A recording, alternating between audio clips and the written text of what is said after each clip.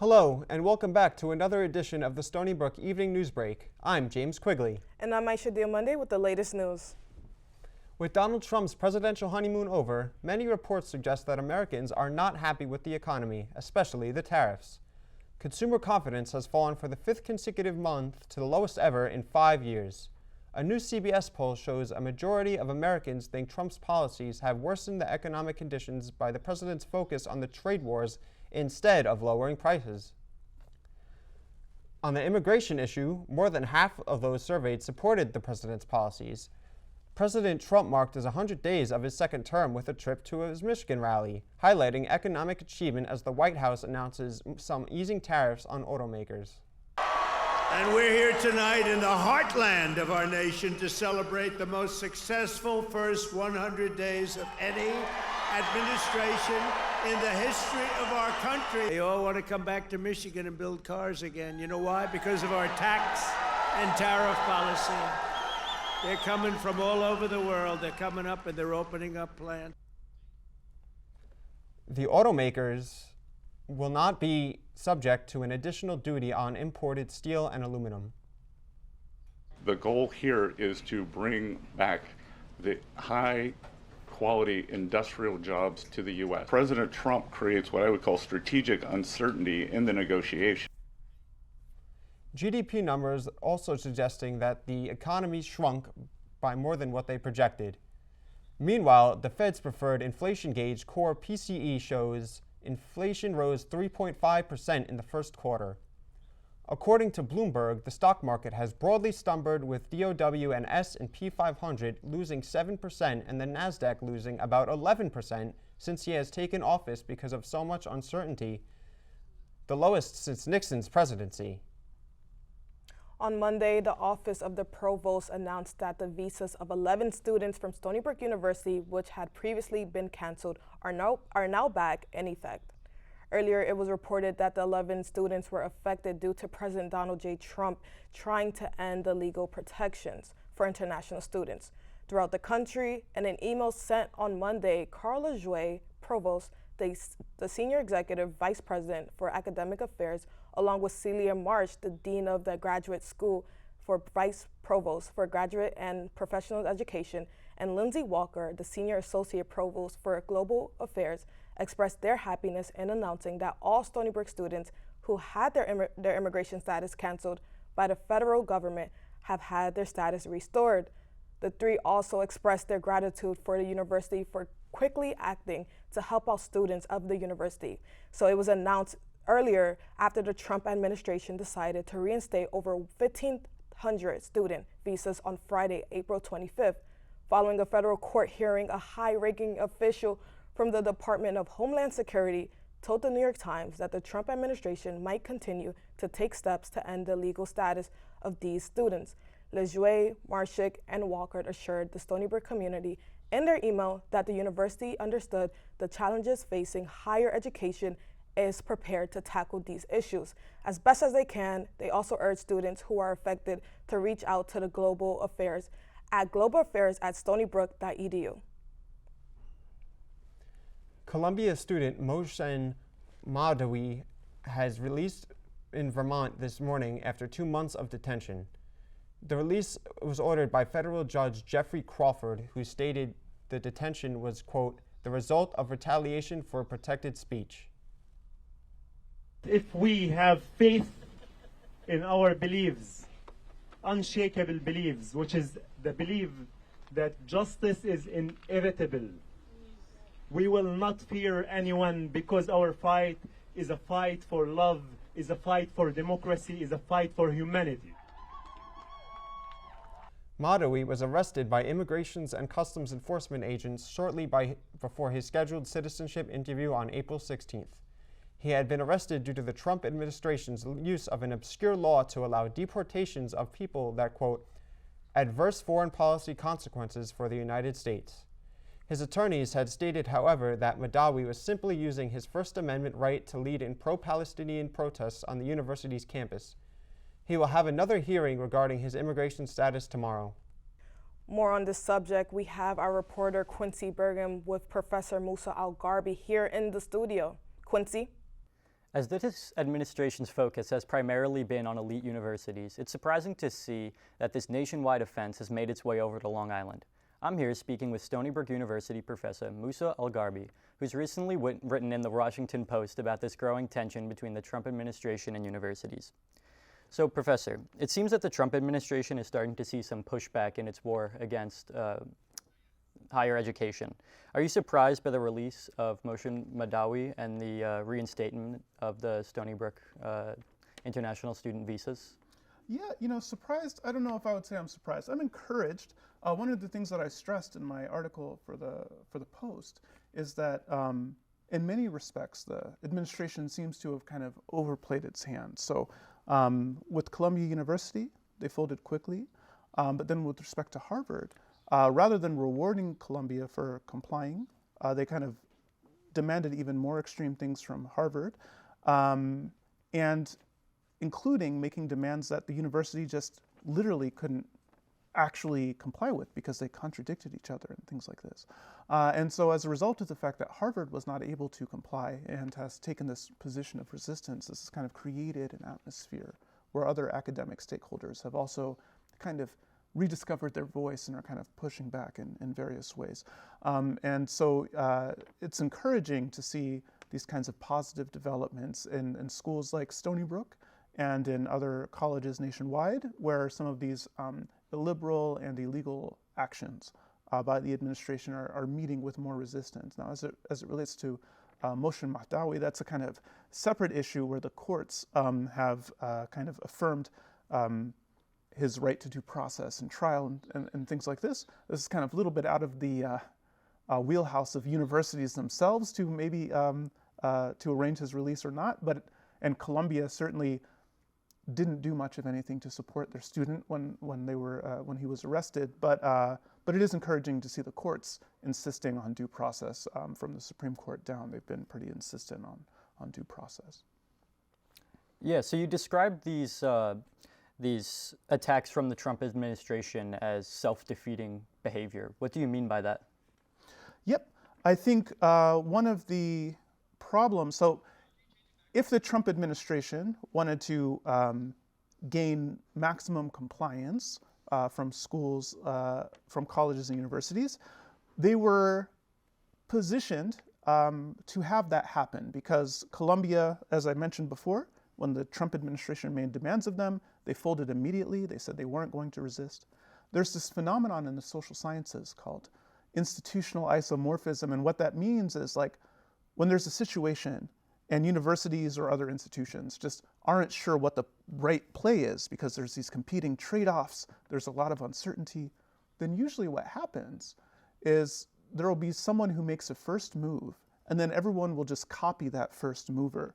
So the fact that they made this demand of Columbia and Columbia folded immediately was an opportunity for the regime, for the administration in principle. If they had made similar demands of other schools probably would have just folded, especially if they provided an incentive. So if Columbia folded and they rewarded Columbia for complying by unlocking some of their funds, then this would have been they probably would have been able to have a cascade of compliance. That's not what happened. Instead, when Columbia folded immediately, rather than rewarding Columbia, they ratcheted up the pressure more. They wanted to put the university into this kind of receivership situation. They continued to disparage the university, so they provided no incentive for compliance. And then on top of it, the specific demands they made of Harvard were far more intense than what they demanded of Columbia, to the point where like Harvard, again, literally couldn't comply with them. So they created this situation where Harvard had to say no.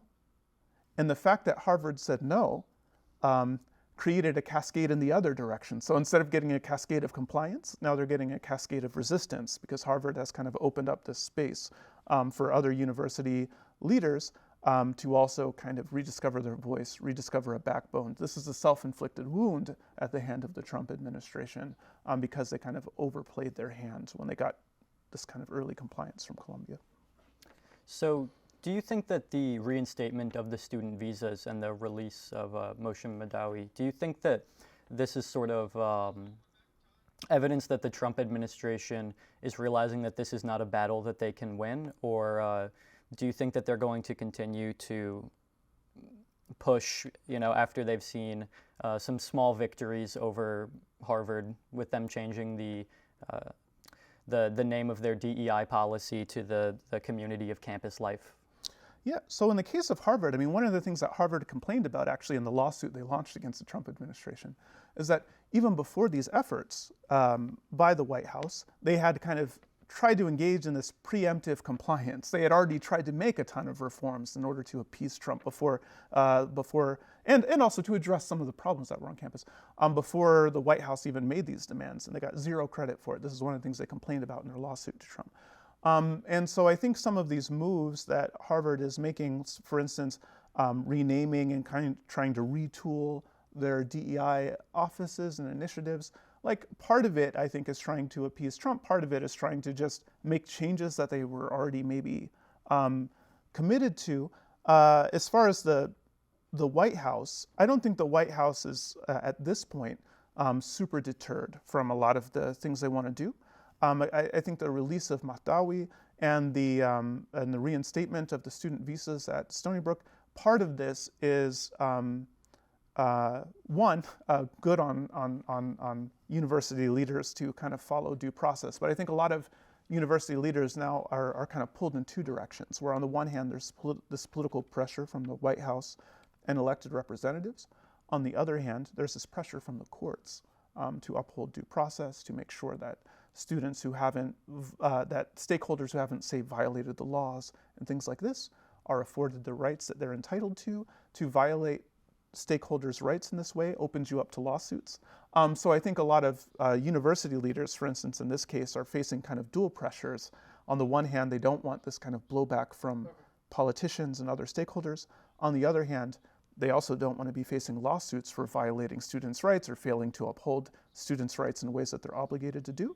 And so I think some of the positive developments that we've been seeing in the case of Mahdawi, in the case of the student visas being restored and things like this, are in part due to victories at the courts rather than kind of necessarily university decision makers or the White House kind of rethinking their posture. I think university decision makers are now cross-pressured. The White House is going to keep White Housing. I think the administration is going to keep kind of pushing its, trying to achieve its goals in this sphere. But there is this cross-pressure from the courts now. That's encouraging. Thank you, Professor Algarbi, for the insightful information. Yeah, it was great. Thank you so much for having me. Thanks, Quincy. Canada has a new prime minister from the Liberal Party now. Mark Carney has secured the position of prime minister in a comeback win over Conservative Party leaders Pierre Poilievre, who had previously seemed certain to win the election. Through the Liberal Party, he's won in the election of the prime minister. They were 3 seats short of the majority in parliament, meaning they will have to strike deals with other parties to pass legislation. Carney's comeback victory can be largely attributed to his anti-Trump rhetoric and growing fears amongst Canadians following President Trump tariffs and repeated comments about annexing Canada as a 51st state. Our old relationship with the United States, a relationship based on steadily increasing integration, is over. Carney has made clear that one of his top priorities as prime minister will be navigating the strained relationship between Canada and the U.S. President Trump called Carney to congratulate him on the victory, and the two have agreed to meet in the near future. And next, we have Angelique Powell to discuss Stony Brook's very own traditional Roth Regatta. Stony Brook University's iconic Roth Regatta is back in full motion this Friday, May 2nd. The event will kick off at noon with music, food, and free giveaways, leading to the main event at 1 p.m. where student-built cardboard boats will set course across the pond. This year's theme of Greek mythology adds an extra layer of fun and creativity to the high-energy competition. Whether you're sitting on the sidelines or watching from afar, it's a Seawolves tradition you won't want to miss. Even if you can't make it, don't forget to check out our live coverage of the event and extras starting at 11 a.m. Back to you guys at the desk. Thanks, Angelique. And here's a sneak peek to the behind the scenes of the Roth Regatta.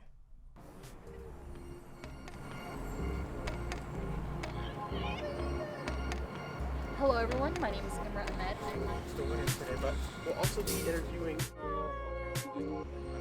Excited for Roth Regatta? I am. Kind of looks like a swamp right now.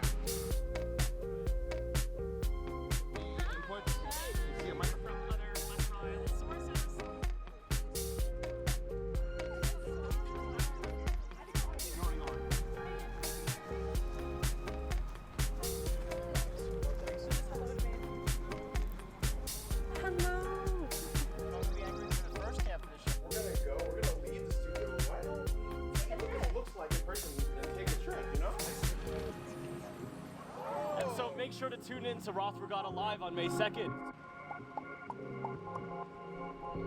And now to sports with Tyler Rieger. We had a lot of action for New York sports teams last night, so let's get into it. The Knicks looked to eliminate the Detroit Pistons in Game 5 of their first-round matchup after taking a commanding 3-1 series lead.